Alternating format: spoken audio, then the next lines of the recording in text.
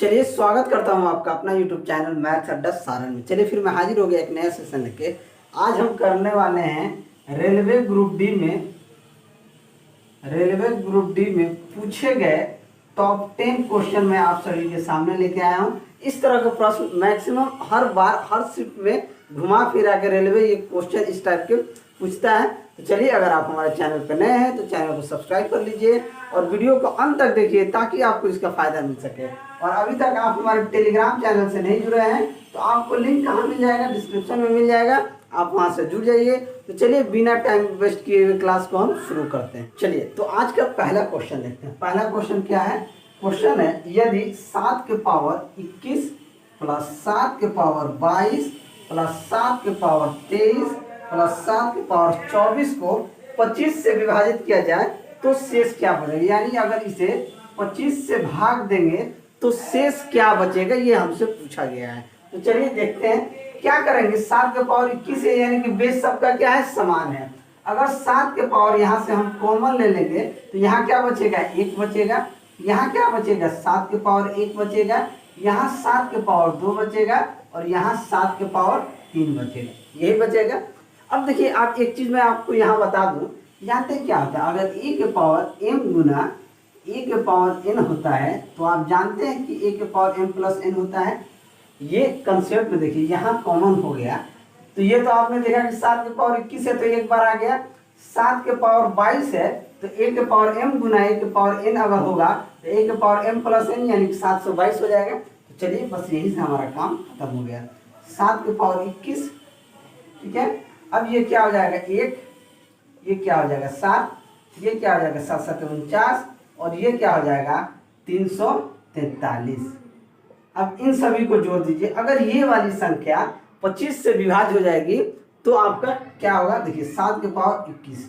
अब इसको जोड़ देंगे, 7 1 8 8 9 17, 7 1 8 8 9 17, 17 3 20 के 0 हाथ में 2, 4 2 6 6 4 10 के 0 हाथ में 1 3 1 4, यानी कि ये संख्या क्या हो गई 7 के पावर 21 इंटू 400। अब इस संख्या को अगर हम 25 से विभाजित कर दें तो क्या होगा। जब 25 से हम 400 को विभाजित करेंगे तो ये कितना बार में कटेगा, तो 25 से हम 400 को विभाजित करेंगे तो 25 से कम 25 और 15 यानी कि 25 छक्के 150। यानी कि जब इस संख्या को हम 25 से भाग देंगे ना तो हमारे पास क्या शेषफल बचेगा, 16 शेषफल बचेगा, ठीक है। तो ऑप्शन क्या हो जाएगा, जब 25 से भाग देंगे तो 16 बार में ये कट जाएगा, क्या होगा, ये 16 बार में कट जाएगा तो शेषफल क्या बचेगा, शेषफल हमारे पास 0 बचेगा। क्या बचेगा, जो रिमाइंडर होगा वो 0 बचेगा। तो ऑप्शन कौन सा सही हो जाएगा, तो ऑप्शन डी हमारा सही आंसर हो जाएगा। क्वेश्चन देखते हैं, क्वेश्चन नंबर 2। क्वेश्चन नंबर 2 कहता है कि भूमि का एक त्रिभुजाकार भाग जिसकी भुजाएं क्रमशः 72 मीटर 30 मीटर और 78 मीटर हैं को 20 पैसे प्रति वर्ग मीटर की दर से समतल करने के लिए लागत क्या आएगा। देखिए, मान लीजिए एक ये त्रिभुज है, ये त्रिभुजाकार मान लीजिए एक जमीन है। इसकी अगर भुजा की बात करें तो 72 मीटर दिया है, एक का 30 मीटर और ये एक का 78 मीटर दिया है। तो 20 पैसे के प्रति वर्ग मीटर के हिसाब से लगेगा। तो देखिए, इसका क्षेत्रफल हम कैसे निकालेंगे, इसका क्षेत्रफल हम हीरो के फॉर्मूला से निकालेंगे। सबसे पहले एस हमको निकालना होगा। एस क्या होता है, ए प्लस बी प्लस सी बट्टा 2, यानी कि इन सभी का भुजाओं का योग बट्टा 2 कितना है, 78 प्लस 30 प्लस 72 बट्टे में 2, ये क्या हो जाएगा 8 2 10 के 0 हाथ में 1 7 1 8 8 3 11 7 18, यानी कि 180 बट्टा 2, यानी कि एस क्या हो गया 90 आ गया। अब इस त्रिभुज का क्षेत्रफल हम कैसे निकालेंगे, हीरो का फॉर्मूला आप जानते होंगे कि अंडर रूट होता है एस इंटू एस माइनस ए, यानी कि पहला भुजा, एस माइनस बी दूसरा भुजा, एस माइनस सी तीसरा भुजा।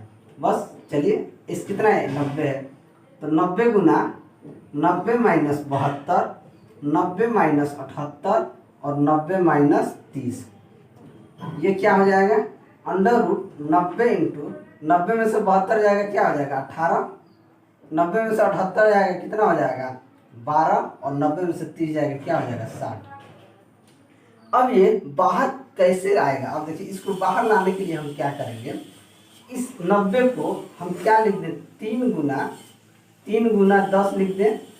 इसे लिख दें 3 गुना 18 है, यानी 3 गुना 2 गुना 3, यानी 3 दूनी 18।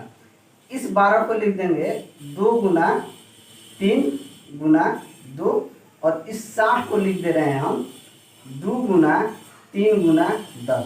10 हम इसलिए लिए हैं कि ये 10 और ये 10 बाहर आ गया, पहला 10 बाहर आ गया, ये 3 एक बाहर आ गया, इस 3 को बाहर लिख दीजिए। ये 3 दोनों को बाहर हम कर दिए, तो एक और 3 बाहर लिख दीजिए।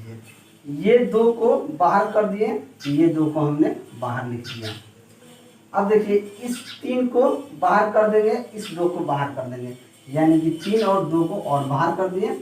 अब क्या हो जाएगा, 2 3 6, 6 दूना 12, 12 3 36, 36 3 108, और 108 दाएं 1080।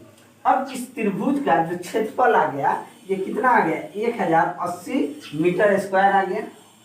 अब 20 पैसा के दर से अगर इसका लगाना है, तो 20 पैसा का मतलब क्या होता है, 1/100 रुपया, और सॉरी 20/100 रुपये, यानी कि 1/5 रुपया कह सकते हैं। तो इतना का लगाने के क्या हो जाएगा, इसका 1/5 कर दीजिए, क्या हो जाएगा, 5 दूनी 10, 5 दूनी 10, 5 एकम 5, 5 36, यानी कि 216 रुपया लागत होगा इसका काम कराने में। क्या हो जाएगा, इसको काम कराने में कितना रुपया का लागत होगा, 216 रुपया। तो ऑप्शन सी आपका क्या हो जाएगा, सही आंसर हो जाएगा। अगला क्वेश्चन देखते हैं, क्वेश्चन नंबर 3। क्वेश्चन नंबर 3 क्या कहता है, कितने मूलधन का 6% वार्षिक दर से 10 वर्ष में साधारण ब्याज 120 रुपया हो जाएगा। हमारे पास रेट क्या दिया है, 6% रेट दिया हुआ है। टाइम क्या दिया हुआ, टाइम 10 वर्ष दिया हुआ है, और एसआई कितना दिया हुआ है, 120 रुपया। हमसे क्या पूछ रहा है, प्रिंसिपल पूछ रहा है। देखिए, इसमें साधारण ब्याज में इसी तरह का क्वेश्चन पूछा जाता है। 3 चीज आपको गिवन रहेगा, चौथा चीज आपको निकालना पड़ेगा। हम सिंपल सा जानते हैं, एसआई बराबर क्या होता है, PRT/100। एसआई का मान दिया है 120, प्रिंसिपल हमको निकालना है, रेट दिया है 6, और टाइम दिया है 10 बट्टे में 100। 10 1 0 से 1 0 काट दीजिए, 6 दूना 12, यानी कि पी क्या आ जाएगा, पी आपका 200 रुपया हो जाएगा। तो ऑप्शन कौन सा सही हो जाएगा, तो ऑप्शन डी आपका सही आंसर हो जाएगा। चलिए अगला क्वेश्चन देखते हैं, क्वेश्चन नंबर 4। क्वेश्चन नंबर 4 कहता है कि 48 लोग किसी काम को 17 दिन में कर सकते हैं। 6 दिन बाद 4 कामगार काम छोड़कर चले जाते हैं, उसके बाद से काम पूरा करने में कितना दिन लगेगा। देखिए, इस तरह के प्रश्न को हम कैसे करेंगे, सबसे पहले काम 48 लोग, ठीक है, मैन 48, काम कितना है, डे कितना है, 17 दिन। 6 दिन बाद 4 कामगार काम छोड़कर चलेगा। अब देखिए क्या फॉर्मूला लगाएंगे, M1D1 बराबर M2D2। अब देखिए 48 आदमी किसी काम को 17 दिन में करते हैं, तो 48 गुना 17 होगा। अब कह रहा है कि 6 दिन बाद यानी कि 6 दिन, ये 48 आदमी 6 दिन तक काम करेगा, 6 दिन तो काम करेगा, उसके बाद 4 कामगार काम छोड़कर चले गए। इसके बाद 48 में से 4 कामगार काम छोड़ के चले गए, तो ये काम कितने दिन में होगा, मान लीजिए हमने x दिन में होगा। अब ये क्या हो जाएगा, 48, इसको इधर ले लेते हैं, 48 गुना 17 माइनस 48 गुना 6 हो जाएगा। ये किसके बराबर हो जाएगा, ये 44x के बराबर हो जाएगा। अब यहाँ से 48 कॉमन ले लें, तो ये क्या हो जाएगा, 17 माइनस का 6 बराबर 44x। 17 में से 6 जाएगा, क्या हो जाएगा, यानी कि 17 में से 6 जाएगा, क्या हो जाएगा आपका 7 हो जाएगा, सॉरी 11 होगा, ठीक है।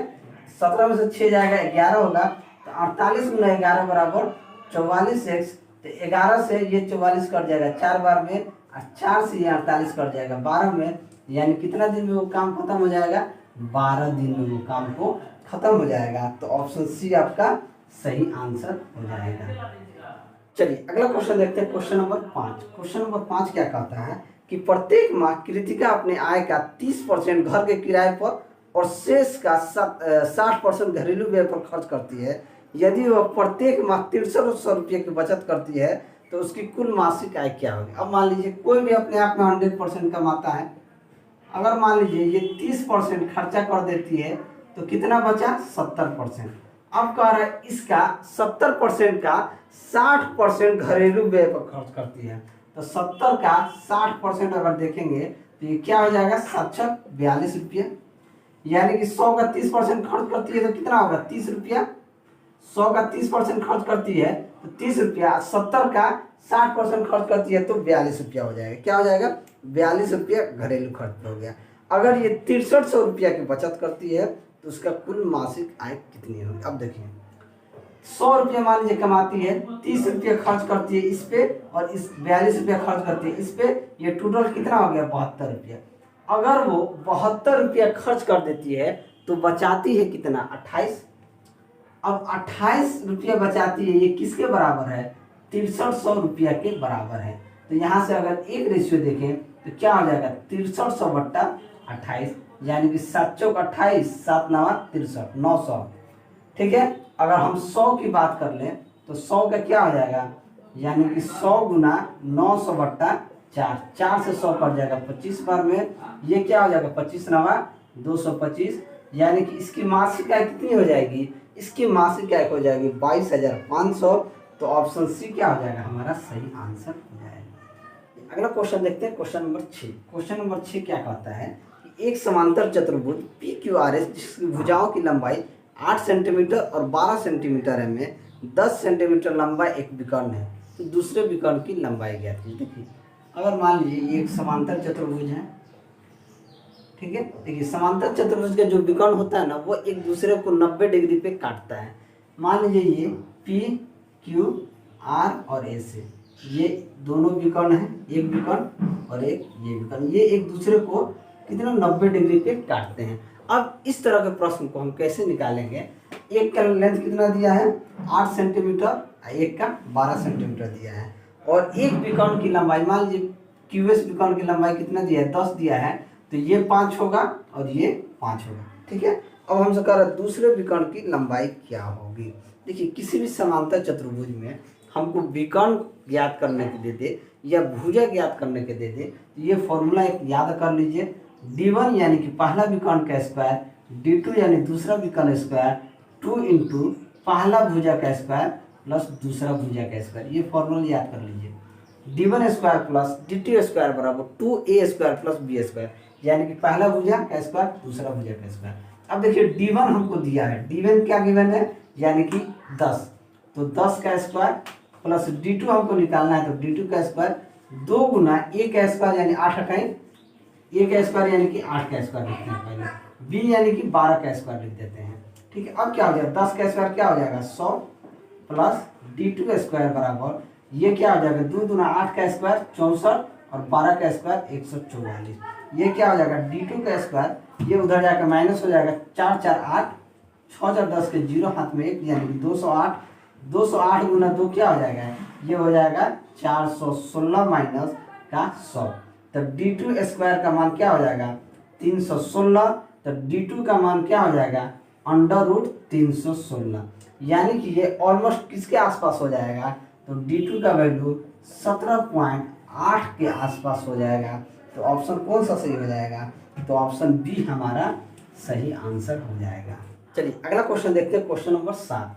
क्वेश्चन नंबर 7 कहता है कि दो संख्याओं का महत्तम समापवर्तक 11, यानी HCF कितना दिया है, HCF 11 दिया हुआ है, और उनका लघुत्तम समापवर्तक यानी कि LCM 330 दिया हुआ है।